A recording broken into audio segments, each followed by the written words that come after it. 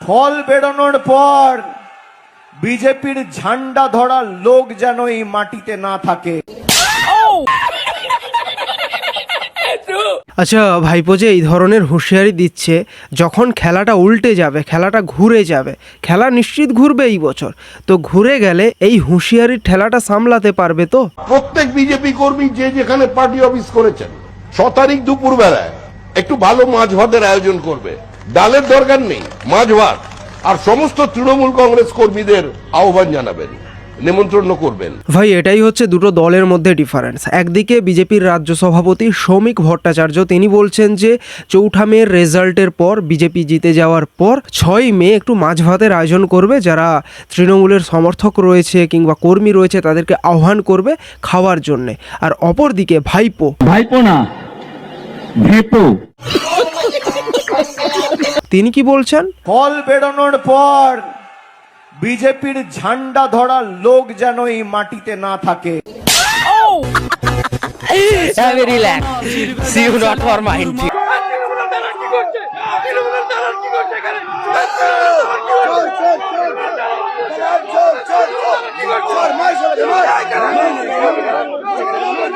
ভাই এই মালটা হয়তো এখন ভাবছে যে বাংলা পক্ষের নাম করে আমি তোলামূলের দালাল হলাম, তোলামূলের হয়ে কাজ করলাম, আর এখন কিছু চুরি না করেও আমাকে চোর চোর স্লোগান শুনতে হচ্ছে।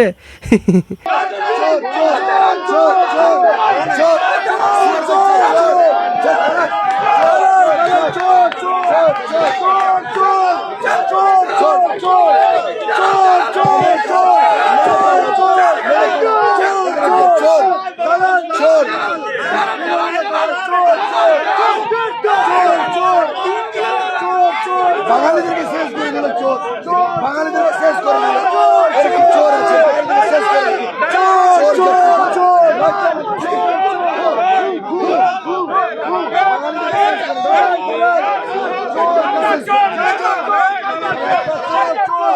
চোর চোর চোর চোর চোর চোর চোর চোর চোর চোর চোর চোর চোর হাঁটালে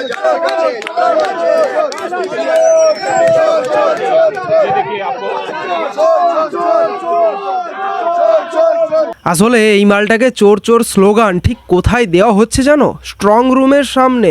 এইবার তোমাদের মনে প্রশ্ন জাগতে পারে যে এ স্ট্রং রুমের সামনে কি করছিল? সাধারণত স্ট্রং রুমের কাছাকাছি কারা থাকে? যারা প্রার্থী হয় কিংবা যে কোনো দলের থেকে যাদেরকে দায়িত্ব দেওয়া হয় যে ভাই তোমরা স্ট্রং রুমে দেখো কি চলছে না চলছে, এই দায়িত্ব দেওয়া হয়, তারা সেখানে থাকে।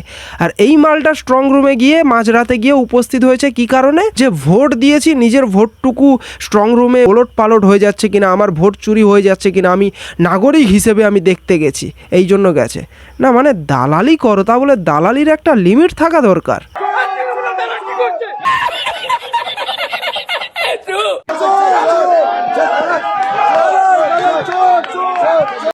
বল 4 তারিখে খুন করব, রক্তপাত করো, আগুন ধরিয়ে দেবো। এই ওইটা ইসরাফিল চৌধুরী বলেছে, ইসরাফিল চৌধুরী বলে বাড়িতে যে গুন্ডা লাগিয়ে দিয়েছে, ওই গুন্ডা যে বলেছে। হ্যাঁ জাহাঙ্গীর খানের গুন্ডা ইসরাফিল, জাহাঙ্গীর খান তো গুন্ডা, সে জাহাঙ্গীর খান তো পালিয়ে গেছে। ভোট দিতে পেরেছিলেন? ভোট তো দিয়েছি, ভোট দিয়েছি বলে, বিজেপিকে ভোট দিয়েছি বলে আমাদের টিকতে দেয় না, আগুন ধরিয়ে দিবে বাড়িতে, ছেলেদের মারছে, আমাদের মারছে, খুন করবো, কাটবো, তোদের টিকতে দেবো নি। আজকাল আমার পাশের বাড়ি ধমকাছে, কাল যে আমাকে ধমকাবে না তার কি মানে আছে? কাল থেকে এখনো ইসরাফিল চৌধুরী কেন অ্যারেস্ট হলো না? আমরা এই ইসরাফিল চৌধুরী বেঙ্গলপুরে ধরছে না কেন? দুষ্কৃতীদের আজকারা দিচ্ছে কেন? ভাই গোটা দক্ষিণ 24 পরগনা জুড়ে একই জিনিস। জাস্ট কয়েকদিন আগে আমরা দেখেছিলাম সন্দেশখালি, শেখ শাহজাহান, সেখানকার কীর্তি, সেখানকার কি গল্প সবাই জেনে গেছি। ঠিক একই জিনিস কোথায় দেখা যাচ্ছে? ভাইপোর ডায়মন্ড হারবার, ফলতা, যেখানে ভাইপো 7 লক্ষ ভোটে লিড পায়, সেখানে যারা বিজেপির সাপোর্টার্স তাদেরকে ভোট দিতে দেওয়া হয় না, যারা সাধারণ মানুষ তাদেরকেও ভোট দিতে দেওয়া হয় না। ইভেন এবারে এত সিকিউরিটি থাকা সত্ত্বেও, এত কিছু হওয়ার পরেও, ইলেকশন কমিশনের কড়া নিরাপত্তার পরেও সেখানে কি দেখা গেল? ইভিএমে যে বিজেপির প্রতীক রয়েছে তার পাশের যে বোতাম রয়েছে, সেই বোতামের ওপর টেপ মারা রয়েছে যাতে বিজেপিতে কেউ ভোট প্রদানই করতে না পারে। এবারে এত কিছু সিকিউরিটি থাকা সত্ত্বেও যদি এই সিচুয়েশন হয় সেখানকার, তাহলে এর আগের ভোটগুলো গত 15 বছরে কি হয়েছে ওই ডায়মন্ড হারবার জুড়ে কিংবা গোটা দক্ষিণ 24 পরগনা জুড়ে? একটা লোককে ধরতে পারছে না কেন? ইসরাফিল চৌধুরীকে কিসের জন্য ধরতে পারছে না? ইসলামী চকদারকে ধরতে পারছে না, অথচ গ্রামের হাজার হাজার লোককে দেখুন, হাজার হাজার লোক শুধু বলছে কোঅপারেট করুন। শুধু আমাদের পেছনে সেই হচ্ছে। সেখান থেকে এটা কিসের 20 ফুট জন্য? কোঅপারেট করে আসছি। এটা কিসের জন্য হচ্ছে? সিঙ্গাম হলে তো আরো ভালো। সিঙ্গামকে নিয়ে আসো, অজয় পাল শর্মাকে নিয়ে আসো, দেখো সব সমাধান হয়ে গেছে। অজয় পাল শর্মাকে নিয়ে আসো, এখানে সব সমাধান হয়ে যাবে। সেখানকার বাসিন্দারা যেটা অভিযোগ করছে যে এবারে তো তারা ভোট দিতে পেরেছে, অন্যান্য বছরের মতো ভোট দিতে পারেননি তেমনটা নয়, এবারে ভোট দিতে পেরেছে, কিন্তু তাদেরকে জাহাঙ্গীরের যারা দলবল তারা গিয়ে ধমকাচ্ছে, কেটে দেবে, মেরে দেবে ইত্যাদি অনেক কিছুই। আমরা আমাদের নিরাপত্তা চাইছি, আমরা আমাদের সুরক্ষা চাইছি, যাতে আমরা শান্তিতে বাঁচতে চাইছি। পুনর্নির্বাচনের দাবি আমরা করছি। এই অশান্তি ভালো লাগছে না, এইরকম ভাবে রাস্তায় এই যে সমস্যাগুলো সৃষ্টি হচ্ছে, এগুলো আমাদের পছন্দ হচ্ছে না। আমরা আমাদের নিরাপত্তাহীনতায় ভুগছি, আমাদের নিরাপত্তা দরকার আছে। হলো আগেও হয়েছে, এবছরে বেশি হচ্ছে, এখনো গণনা তাও হয়নি, গণনা হয়নি তাতেও এই অবস্থা। গণনা হলে তাহলে কি হবে? গ্রামবাসীরা তারা যেহেতু প্রধান আমরা জানি, কিন্তু না বলে রোডে ঢুকে অত্যাচার করা সেটা তো ঠিক নয়। গতকাল করেছে, আরো আগে ভোটের দিনেও একটু গতকাল সকালবেলাই করেছে তো, হ্যাঁ তারপরে রাত্রে করেছে, তার আগে যাই হোক করে নিক এই জাহাঙ্গীররা। আজকে তো 2 তারিখ, আর সবে মাত্র একটা দিন বাকি রয়েছে রেজাল্ট বেরোতে। রেজাল্টটা বেরিয়ে যাক, তারপর অমিত শাহ এই জাহাঙ্গীরদের ভালো করে টাইট করে দেবে।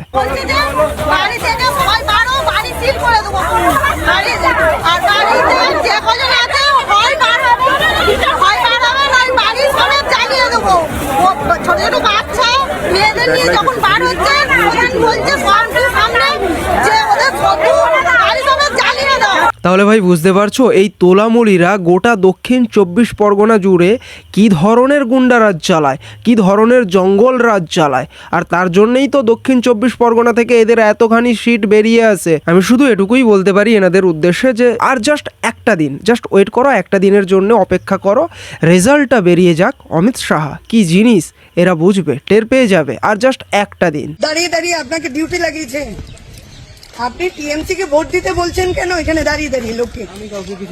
আপনার অভিযোগ করছে ভোটাররা, আপনি টিএমসি কে ভোট দিতে বলছেন? আপনি টিএমসি কে ভোট দিতে বলছেন কেন এখানে দাঁড়িয়ে? টিএমসি কে ভোট দিতে বলছেন কেন? আপনার এমপ্লয়মেন্ট নাম্বার ব্যাচ কই? এমপ্লয়মেন্ট নাম্বার ব্যাচ কই? আপনি পুলিশ, তার প্রমাণ কি? আপনি পুলিশ, তার প্রমাণ কি? আপনি কেন এখানে দাঁড়িয়ে টিএমসি কে ভোট দিতে বলছেন? হ্যাঁ, আপনি কেন বলছেন টিএমসি কে ভোট দিতে? আপনার এমপ্লয়মেন্ট নাম্বার ব্যাচ কই? এমপ্লয়মেন্ট নাম্বার ব্যাচ কই আপনার? হ্যাঁ, আপনি কি ভেবেছেন দালালি করবেন টিএমসি? কি ভেবেছেন আপনি টিএমসি কে ভোট দিতে বলছেন? সালা মেরে তক্তা করে দেবো চোরের বাচ্চা। হ্যাঁ, মেরে সালা তক্তা করে দেবো। টিএমসি কে ভোট দিতে বলছো সালা জানোয়ারের বাচ্চা? টিএমসি কে ভোট দিতে বলছো সালা মেরে তক্তা করে দেবো। ভোটাররা বলেছে, ভোটাররা বলেছে দালাল, তৃণমূলের দালাল, দালাল, তৃণমূলের দালাল, সালা দালালি। এমপ্লয়মেন্ট নাম্বার দেখতে চান স্যার?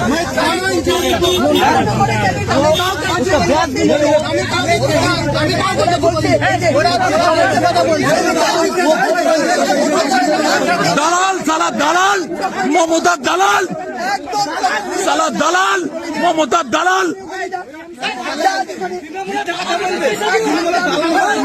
যাও এখান থেকে সালা, মেরে পাট করে দেবো সালা। আচ্ছা, তাহলে ভিডিওটা দেখে কি বুঝলেন?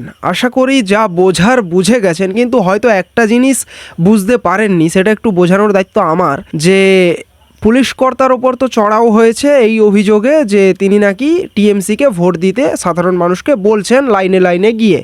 এইটা ক্লিয়ার একদম, এইটা হচ্ছে অভিযোগ।